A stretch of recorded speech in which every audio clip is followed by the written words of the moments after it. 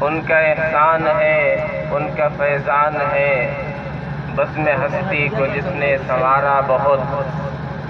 آج اشکوں سے میں نے محمد لکھا اور پھر اس کو ہونٹوں سے چوما بہت۔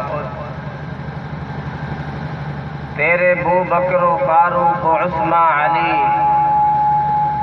ان سبھی کا ہے درجہ تو اونچا بہت۔ تیرے اصحاب نے تجھ کو پرکھا بہت، تجھ کو سوچا بہت، تجھ کو سمجھا بہت۔ ان کے کردار عفو و کرم کے لیے فتح مکہ کا ہے ایک حوالہ بہت۔ آپ کو مال و زر جو بھی جب بھی ملا، دوسروں ہی میں تقسیم اسے کر دیا، اور اپنے لیے ایک چٹائی بہت، بے چنے جو کہ آٹے کی ٹکیا بہت۔ سید ولد آدم شفیع الامم، نازش بزم عالم جمیل الشیم، تیرے رستے کو ہرگز نہ چھوڑیں گے ہم، تیری سنت کو ہرگز نہ چھوڑیں گے ہم، چاہے ہم کو ستائے یہ دنیا بہت۔ ہم تو سرسبز و شاداب وہ پیڑ ہیں، ہم تو سرسبز و شاداب وہ پیڑ ہیں، جن کو ابر رسالت نے سینچا بہت۔ متحد ہو نہ جائیں تیرے امتی، بن نہ جائیں نئی ایک طاقت کہیں، ہو نہ جائے تیرا دین پھر حکمراں، تیرے اعداء کو ہے آج کھٹکا بہت۔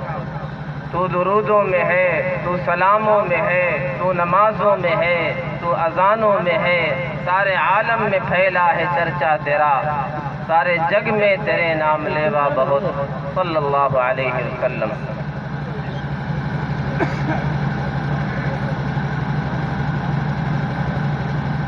اشعار کا ایک دور چلا ہے۔ دنیا میں تین طرح کے لوگ ہیں۔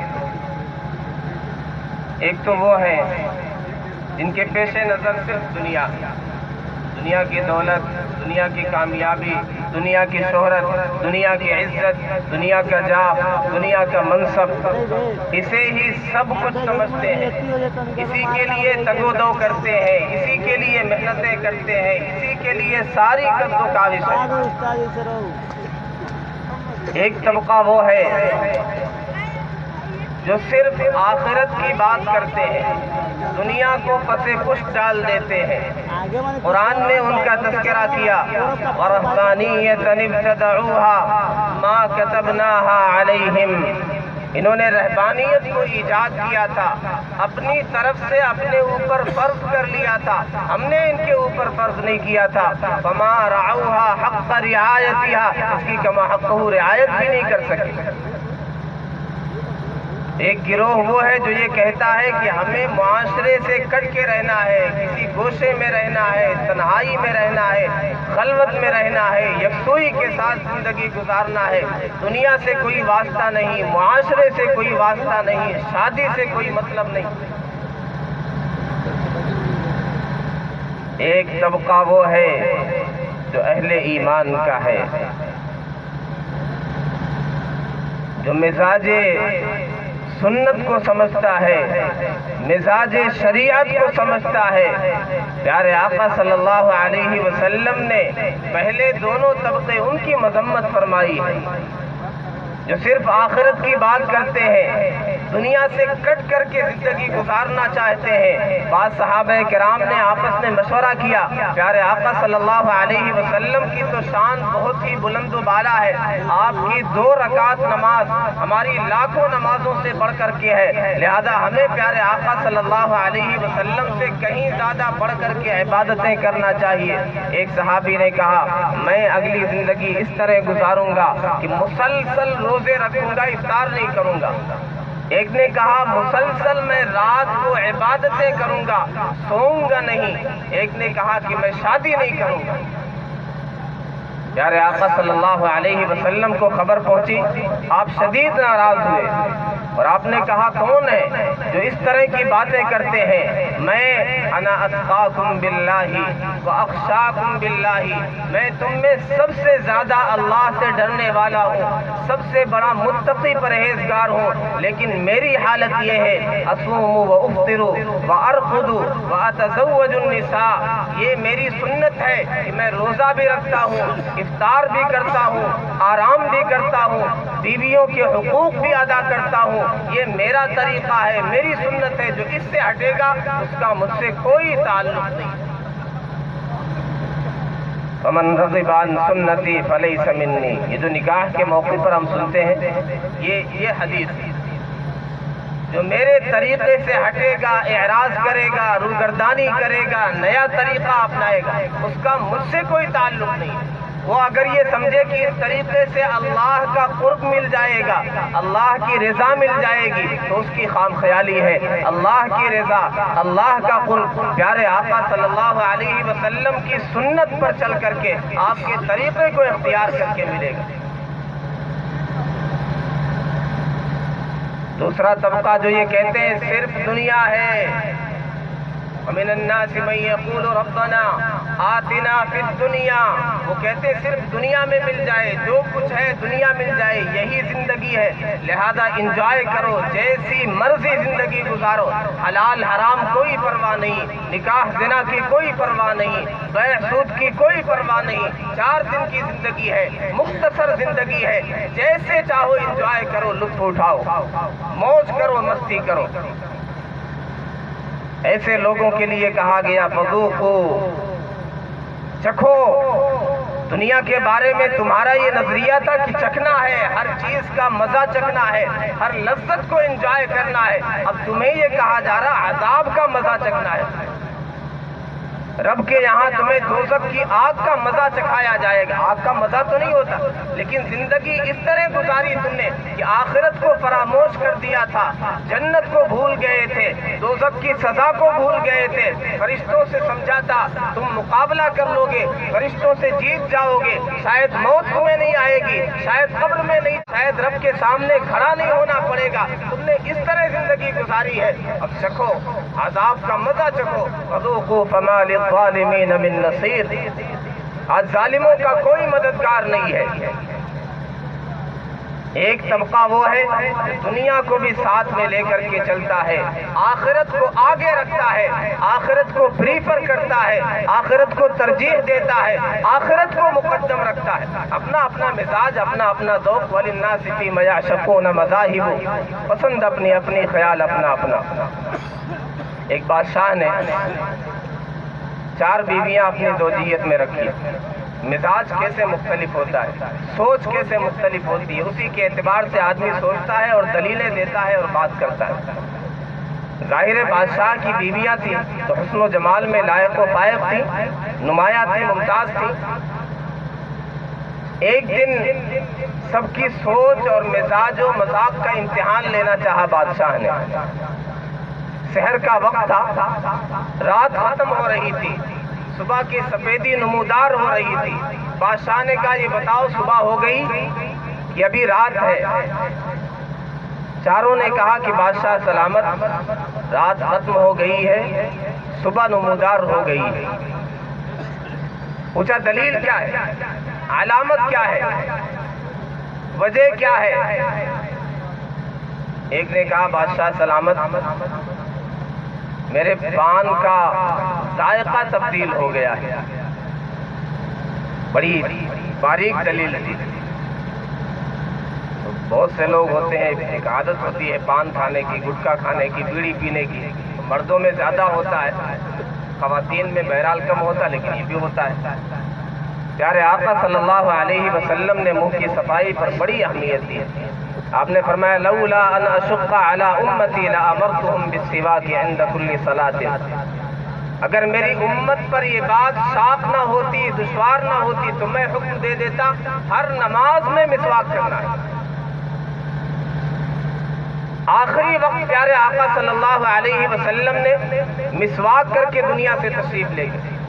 ایسی پیاری اور محبوب سنت ہے، پیارے آقا صلی اللہ علیہ وسلم نے منع فرما دیا تم میں سے کوئی ایسی چیز کھائے، پیاز کھائے، مولی کھائے، ایسی چیزیں کھائے جس سے بو آتی ہے منہ سے، فرمایا کہ مسجد کے قریب نہ جائے۔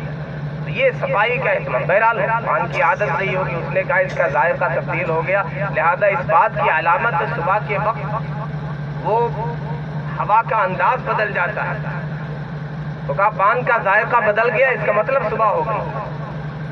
دوسری نے کہا بادشاہ سلامت میرے ناک کا نتنا یہ ٹھنڈا ہو گیا ہے,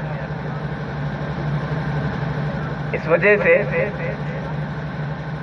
مجھے ایسا لگتا ہے کہ سحر ہو گئی. تو صبح کی جو ہوا ہوتی ہے اس میں خنکی ہوتی ہے, برودت ہوتی ہے, ٹھنڈک ہوتی ہے. اس نے پاخانہ لگ رہی ہے, یہ اس بات کی علامت ہے کہ صبح ہو گئی. تو جس کا جیسا ذوق تھا اس نے کہا صبح کو پاخانہ لگتی ہے. نگیٹو تھنکنگ ہے, منفی سوچ ہے, جیسا ذوق ہے, جیسا مزاج ہے, اسی کے اعتبار سے سب نے فیصلہ کیا, اپنی اپنی دلیل پیش کی. وَلِلنَّاسِ فِي مَا يَعْشَقُونَ مَذَاهِبَ, جن کی مثبت سوچ نہیں ہے, جو زیادہ نہیں سوچتے ہیں, وہ صرف دنیا کے بارے میں سوچتے ہیں, وہ آخرت کو فراموش کر دیتے ہیں. لیکن ایسے لوگوں کو سوچنا چاہیے 50 سالہ زندگی کے لیے, 60 سالہ زندگی کے لیے اتنی محنتیں, دن رات ایک کر دینا, رات کی نیند کو قربان کر دینا, صبح سویرے اٹھ جانا. دنیا میں کوئی بادشاہ بلائے, کوئی نیتا بلائے, صبح سویرے اٹھ کر کے بھاگیں, آفس کے لیے صبح سویرے اٹھ کر کے بھاگیں. لیکن رب پکارے, رب کا منادی پکارے, اذان کی آواز کانوں میں آئے, اٹھنے کے لیے تیار نہ ہو, بستر چھوڑنے کے لیے تیار نہ ہو, نیند قربان کرنے کے لیے تیار نہ ہو. ایسے دنیا میں مخت ہیں. رضیتم بالحیات الدنیا, کیا دنیاوی زندگی کو سب کچھ سمجھ لیا ہے, اسی پر راضی ہو گئے. وما متاع الحیات الدنیا فی الآخرۃ الا قلیل, یہ دنیاوی زندگی بہت معمولی سامان ہے, بہت قلیل سامان ہے. یہ دنیا مٹ جانے والی ہے, ختم ہو جانے والی ہے, فنا ہو جانے والی ہے.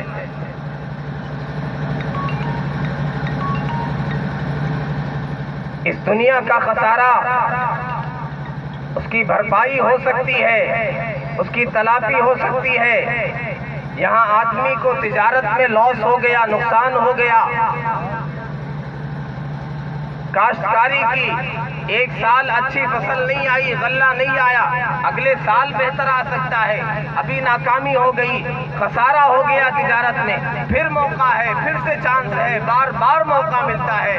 لیکن آخرت میں اگر ناکامی ہو گئی, نامرادی ہو گئی, خسارے کا سامنا ہو گیا, تو پھر کوئی چانس نہیں ہے. نہ وہاں سے لوٹنے کا موقع دیا جائے گا, واپس آنے کی مہلت دی جائے گی, نہ دوبارہ کوئی عمل کرنے کا موقع دیا جائے گا. بندہ وہاں حسرت کرے گا, کاش دنیا میں پھر سے ہمیں لوٹا دیا جاتا, یا لیتنا نردو, کاش ہمیں پھر سے لوٹا دیا جاتا. ولا نکذب بآیات ربنا, اگر ہمیں پھر سے دنیا میں لوٹایا جاتا, اپنے رب کی آیتوں کو ہم نہیں جھٹلاتے, ہم ایمان لانے والے ہو جاتے.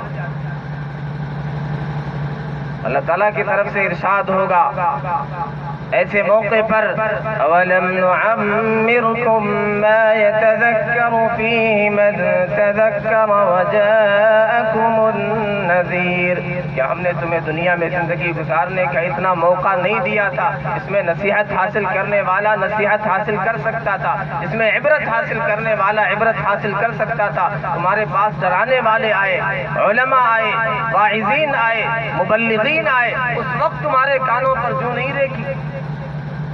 اب چکھو عذاب کا مزہ, آج ظالموں کا کوئی مددگار, کوئی حامی نہیں ہے. دنیا کے لیے ساری محنتیں, آخرت کی کامیابی کے لیے, دونوں جہاں کی کامیابی کے لیے ہمیں اس کی فکر نہیں ہے. ہم یہ سمجھتے ہیں دنیا بنا لیں گے, یہاں مالدار ہو جائیں گے, یہاں عہدہ مل جائے گا, ہماری کامیابی ہو جائے گی. رہ گیا عز و جاہ کا جھگڑا, یہ تخیل کا پیٹ بھرنا ہے. ہم جو سمجھتے ہیں عزت, ہم جو سمجھتے ہیں عہدہ اور منصب, یہ خیالی چیزیں ہیں. آج کسی نے کہہ دیا پردھان صاحب, چودھری صاحب, نیتا صاحب, اس نے سمجھ لیا, خیال کر لیا تو ہم بڑے بن جاتے. یہ ہمارا خیال نہیں, ہمارا تصور نہیں. دوسرا ہمارے بارے میں تصور کر لے، خیال کر لے کہ ہم نیتا ہیں، گلے میں ہار ڈال دیا تو ہم نیتا بن گئے. اگلے دن اس نے ہار اتار لیا، بے حیثیت ہو گئے، بے عزت ہو گئے، عہدہ منصب ختم ہو گیا. تو یہ تخیل کا پیٹ بھرنا ہے، خیال کا پیٹ بھرنا ہے. اور دنیا میں رہ گئی بات رنج و راحت کی. یہ فقط وقت کا گزرنا ہے. دنیا میں رنج بھی ہے، راحت بھی ہے، خوشی بھی ہے، تکلیف بھی ہے، لیکن یہ وقت کے گزرنے کا نام. وقت کے ساتھ راحت بھی ختم ہو جائے گی، پریشانی بھی ختم ہو جائے گی. نہ یہاں کی راحت ہمیشہ کے لیے، نہ یہاں کی تکلیف ہمیشہ کے لیے. ہاں، آخرت کا جو مرحلہ ہے یا تو ہمیشہ کے لیے راحت ہے یا ہمیشہ کے لیے تکلیف ہے. تو ہمیں یہ کہا جا رہا ہے، جب علماء یہ کہتے ہیں، ہرگز یہ مطلب نہیں کہ دنیا چھوڑنے کی بات کہی جا رہی ہے. ہم تجارت چھوڑ دیں، کاشتکاری چھوڑ دیں، گھر بنانا چھوڑ دیں، دنیاوی تعلیم حاصل کرنا چھوڑ دیں. ہرگز علماء کبھی اس کو نہیں کہتے. علماء دنیاوی تعلیم کی راہ میں، دنیا میں ترقی کرنے کی راہ میں، بزنس کرنے کی راہ میں کبھی آڑے نہیں آتے، کبھی حائل اور مانع نہیں بنتے. یہ تو الزام ہے. لوگ کہتے ہیں کہ دنیاوی تعلیم سے، عصری تعلیم سے علماء منع کرتے ہیں. اگر علماء کے منع کرنے کی وجہ سے ہماری قوم اس تعلیم میں پیچھے ہے، اگر علماء کی وجہ سے ہے، تو علماء تو جھوٹ بولنا کہتے ہیں حرام ہے، شراب پینا حرام ہے، سود کھانا حرام ہے. یہ ساری چیزیں حرام چیزیں لوگ کیوں نہیں چھوڑ دیتے؟ اگر علماء کے کہنے کی وجہ سے اس میدان میں لوگ پیچھے ہیں، تو علماء کے کہنے کی وجہ سے یہ ساری خرافات بھی ختم ہو جانی چاہیے. لیکن ظاہر نہیں ختم.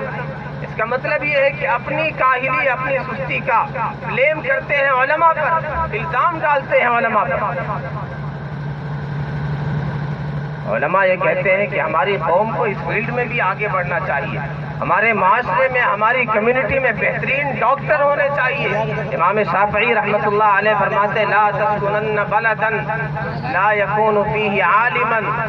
کسی ایسی بستی میں نہ رہو جہاں کوئی ایسا عالم نہ ہو جو تمہیں دین کے بارے میں مسائل بیان کرے، فتوے دے. اور ایسی بستی میں بھی مت رہو جہاں کوئی بہترین ڈاکٹر نہ ہو جو تمہاری صحت کے بارے میں، تمہارے جسم کے بارے میں تمہیں مشورے دے، تمہیں رائے دے. ایسی بستی میں رہو جہاں بہترین عالم ہو، بہترین ڈاکٹر ہو. امام شافعی رحمۃ اللہ علیہ فرمایا کرتے تھے، یہ ہماری وراثت، یہ ہماری جاگیر، یہ ہمارا ورثہ تھا. ہم نے تہائی علم سے کہا، تہائی علم طب کو کہا تہائی علم، اسے ہم نے ضائع کر دیا. پیارے آقا صلی اللہ علیہ وسلم کیا فرماتے ہیں دنیاوی ترقی کے بارے میں؟ جو سچائی کے ساتھ، دیانتداری کے ساتھ، امانت داری کے ساتھ تجارت کرنے والا، کیا فرمایا پیارے آقا نے؟ التاجر الصدوق الامین مع النبیین والصدیقین والشہداء. وہ تاجر جو سچا ہوگا، جو امانت دار ہوگا، اس کا حشر کس کے ساتھ ہوگا؟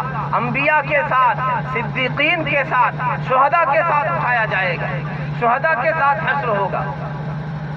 یہ تاجر کی، سچے تاجر کی یہ فضیلت ہے، یہ مقام ہے. اگر اس میں جھوٹ نہ بولے، فریب نہ کرے، فراڈ نہ کرے، دھوکہ نہ دے، سچائی کے ساتھ تجارت کرے، بزنس کرے، انبیاء کے ساتھ حشر ہو. تو اسلام تو کہتا ہم اس فیلڈ میں آگے بڑھیں، تجارت میں آگے بڑھیں، معیشت میں ترقی کریں. زراعت کے بارے میں پیارے آقا صلی اللہ علیہ وسلم نے کھیتی باڑی کے بارے میں فرمایا کہ یہ ایسا عمل ہے، ایسا ثواب ہے اس میں. ما من مسلم یغرس غرسا او یزرع زرعا فیأکل منہ انسان او بہیمۃ او طیر.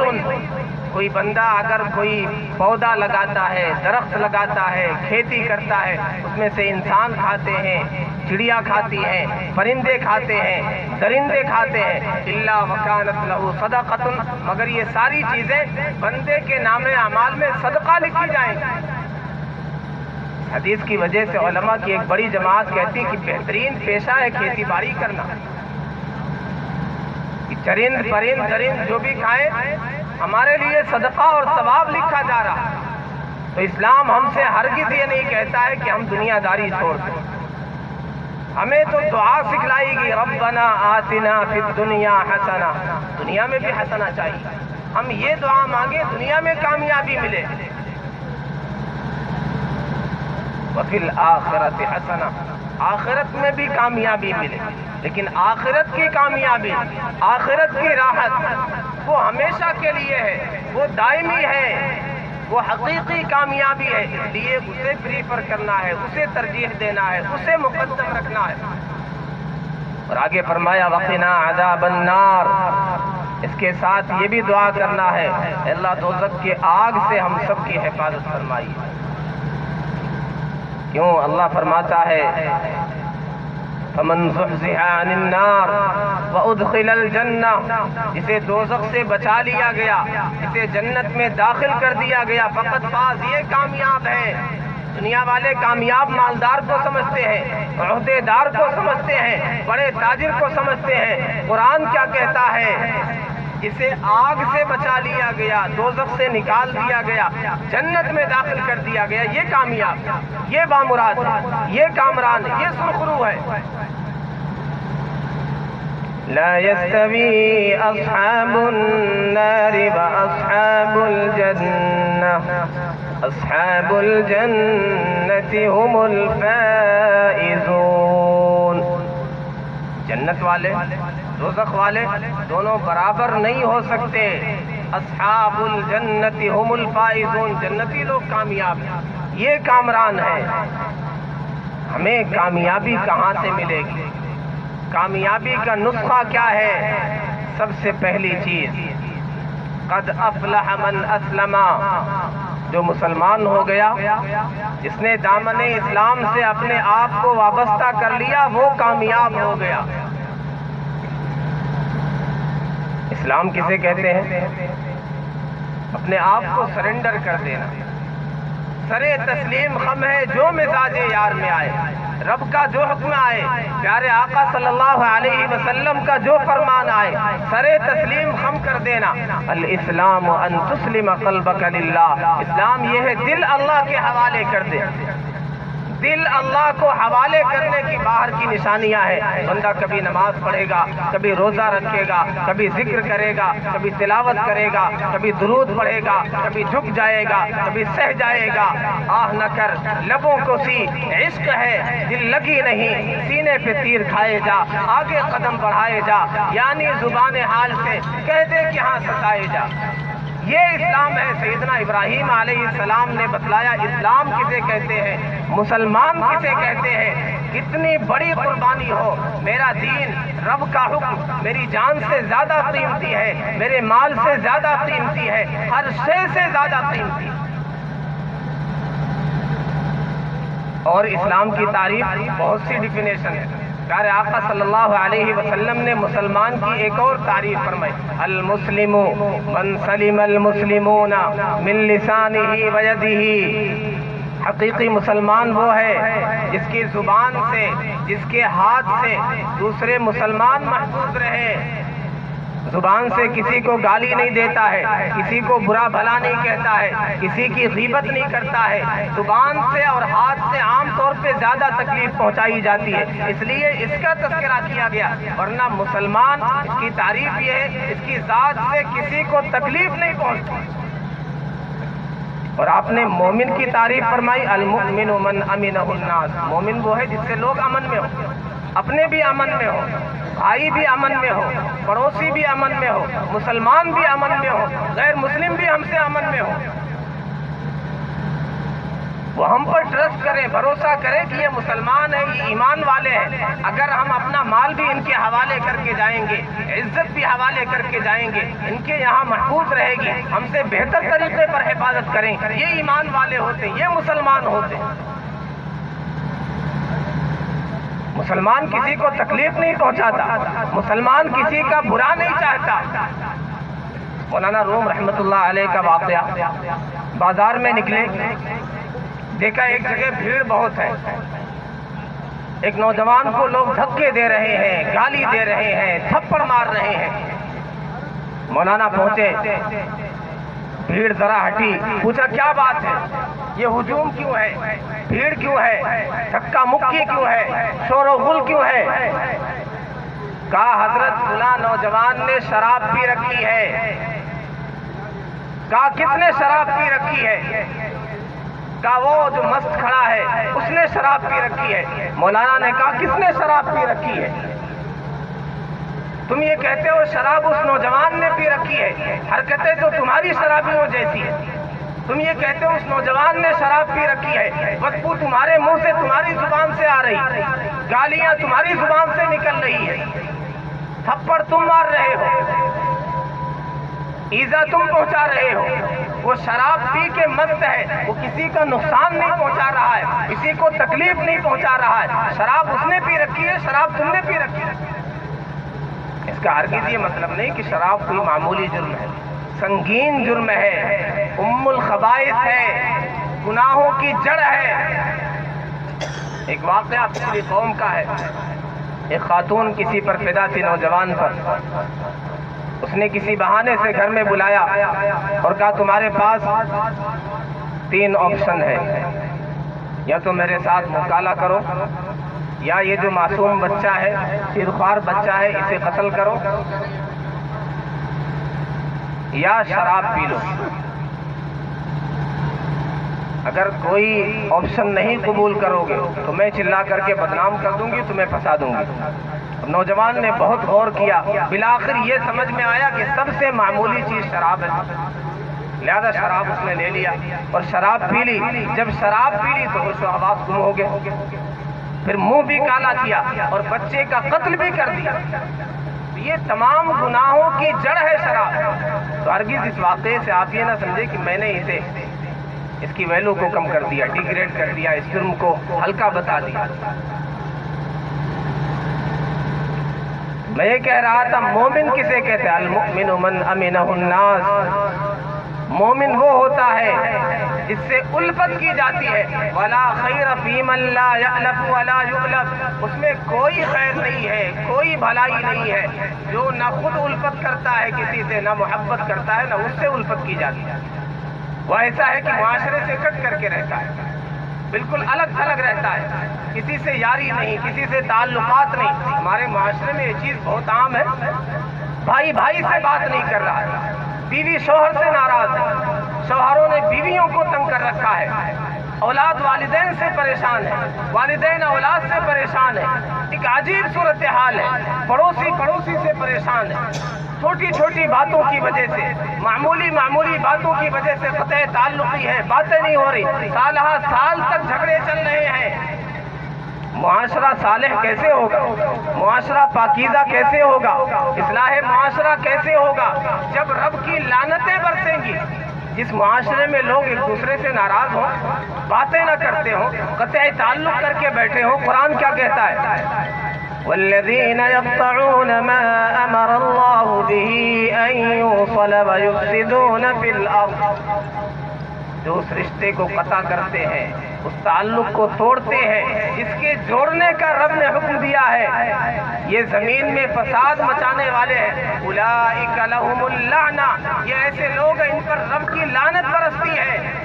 وَلَهُمْ سُوءُ الدَّارِ، ان کے لیے ٹھکانہ انتہائی برا ہے۔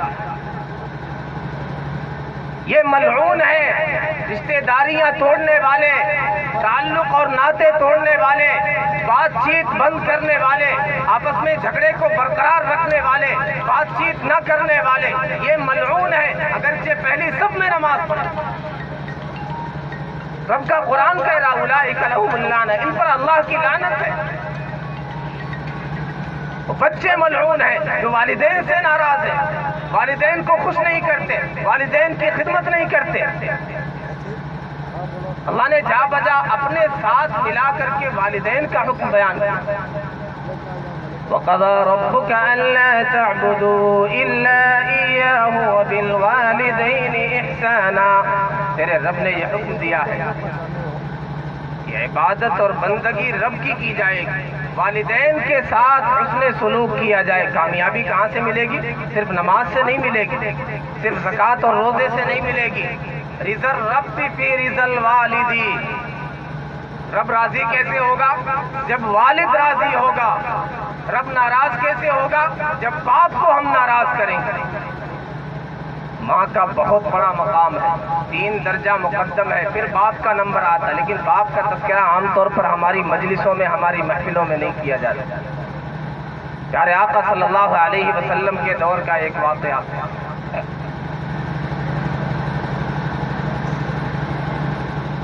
ایک نوجوان نے اپنے باپ کی شکایت کی کہ میرا باپ میرے مال میں سے خرچ کر لیتا ہے، مجھ سے بتاتا نہیں۔ پیارے آقا صلی اللہ علیہ وسلم نے بلایا والد کو۔ جب انہیں پتا چلا کہ نوجوان نے میری شکایت کی ہے، تو زمانے جاہلیت کا ایک بڑا شاعر امیہ ابن ابی سلف، آپ نے فرمایا تھا اسلم شعرہ ولم یسلم، اس کا شعر تو مسلمان ہو گیا لیکن یہ مسلمان نہیں ہوئی۔ بڑے شاندار اشعار، اس کے اشعار دل ہی دل میں باپ نے کہے۔ اب پیارے آقا صلی اللہ علیہ وسلم کی مجلس میں آئے، ادھر جبریل امین آ گیا اور کہا کہ ان سے کہیے وہ اشعار جو ابھی ان کی زبان پر نہیں آئے، دل میں انہوں نے کہے ہیں، کہیے پہلے وہ اشعار سنا دیں، باقی باتیں بعد میں۔ تو انہوں نے کہا یا رسول اللہ، اللہ ہمارے ایمان کو بڑھاتا ہی رہتا ہے، ابھی زبان پر وہ اشعار نہیں آئے تھے، دل میں نے کہا تھا، رب نے سن لیا۔ آپ نے کہا اشعار تو سناؤ۔ اس نے کہا جب مجھے پتا چلا میرے بیٹے نے شکایت کی ہے، میں نے کہا غدوتک مولودا ومنتک یافعا تعل بما اجنی علیک وتنہل اذا لیلۃ ضاقتک بالسقم لم ابد بسقمک الا ساہرا القتململ کأنی انا المطروق دونک بالذی طرقت به دونی فعینای تہمل تخاف الردى نفسی علیک وانہا لتعلم ان الموت وقت مؤجل فلما بلغت السن والغاية التي إليها مدى ما كنت فيك أؤمل جعلت جزائي غلظة وفظاظة كأنك أنت المنعم المتفضل فليتك إذ لم ترى حق أبوتي فعلت كما الجار المجاور يفعل فأوليتني حق الجوار ولم تكن علي بمال دون مالك تبخل۔ اے میرے بیٹے، جب سے تو پیدا ہوا ہم تو مرنا شروع ہو گئے، ہم نے تیرے لیے جینا شروع کر دیا، جو بچا تھا تجھ پر لگایا، جو لائے تجھے کھلایا، جو لائے تجھے پہنایا، خود خوش کھاتے رہے، تجھے تر کھلایا، اس سردی گرمی کے تھپیڑوں سے لڑتے رہے، بازاروں میں دھکے کھاتے رہے، تیرے لیے راحت کا انتظام کیا، چین و سکون کا انتظام کیا، سرد ہوائیں چلی، تجھے کمبل میں لپیٹا، تجھے لحاف میں لپیٹا، تجھ پر چادر تان دی، گرم ہوائیں چلی، تیرے پاس بیٹھ کر کے پنکھے جھل جھل کر کے تجھے راحت کی نیند سلایا، تو بیمار ہوتا تھا، تیرے ساتھ ہم بیمار ہو جایا کرتے تھے، تیرا رونا ہم سے دیکھا نہیں جاتا تھا، تیری پریشانی ہم سے دیکھی نہیں جاتی تھی، تیری تکلیف ہم سے دیکھی نہیں جاتی تھی، تو بیمار ہوتا تھا ہم بیمار ہو جاتے تھے، تو روتا تھا ہم تیرے ساتھ رونے لگتے تھے، تیرے پاس بیٹھ کر کے تیری ماں تیرا باپ ہائے مر نہ جائے، ہائے مر نہ جائے، حالانکہ پتا ہے ان الموت وقت مؤجل، موت کا ایک وقت متعین ہے، لیکن تمہاری تکلیف ہم سے دیکھی نہیں جاتی تھی، ہم سے سہا نہیں جاتا تھا، ایک وقت وہ بھی آیا، ہم بوڑھے ہو گئے، بڑھاپے نے اپنا پنجہ ہم پر گاڑ دیا، ہمارا تنا ٹیڑھا ہو گیا، تمہارا تنا سیدھا ہو گیا، تم جوان ہو گئے، شباب کا رنگ تجھ میں دوڑنے لگا، پھر ہم نے یہ سمجھا، ہم نے بچپن میں اس کی محنت، اس کے لیے قربانیاں دی ہیں، اس کے کام آئے ہیں، اگلی پکڑ کے چلنا اسے سکھایا ہے، اس کے پیشاب پاخانے صاف کیے ہیں، یہ جوان ہوا ہے، آج ہمارے کام آئے گا، ہماری انگلیاں پکڑ کے ہمیں چلائے گا، ہمارے بڑھاپے کی لاٹھی اور سہارا بنے گا، لیکن تو جوان ہو گیا، تیرے انداز بدل گئے، تیرے تیور بدل گئے، تو راہیں بدل بدل کر ہم سے بھاگنے لگا، ہم سے کترانے لگا، اور یہ صورتحال کہ تو اس مقام تک پہنچ گیا، اپنے باپ کی ہی شکایتیں کرنے لگا۔ او میرے بیٹے، اگر تو بیٹا نہیں بن سکا پڑوسی ہی بن جاتا، وہ بھی پوچھ لیتا ہے چچا خیریت سے تو ہے، اور تو میرا ہو کر کے، میرا بیٹا ہو کر کے میری شکایتیں کرنے لگا۔ تو نے اس طرح کا برتاؤ کیا جیسے تو نے ہمارے پیشاب پاخانے صاف کیے، ہم نے تمہارے پیشاب پاخانے صاف نہیں کیے۔ اے میرا بیٹا، اگر بیٹا نہیں بن سکا پڑوسی ہی بن جاتا۔ یہ وہ اشعار تھے، پیارے آقا صلی اللہ علیہ وسلم کی آنکھیں اسے سن کر کے اشکبار ہو گئیں۔ آپ نے اس نوجوان کا گریبان پکڑا، فاخذ النبی بطلابیبہ، آپ نے کہا اٹھ، انت ومالک لابیک، تو اور تیرا مال سب کچھ تیرے باپ کا۔ صالح معاشرہ چاہتے ہیں، والدین کی خدمت کریں، والدین کو راضی کریں گے، رب راضی ہو جائے۔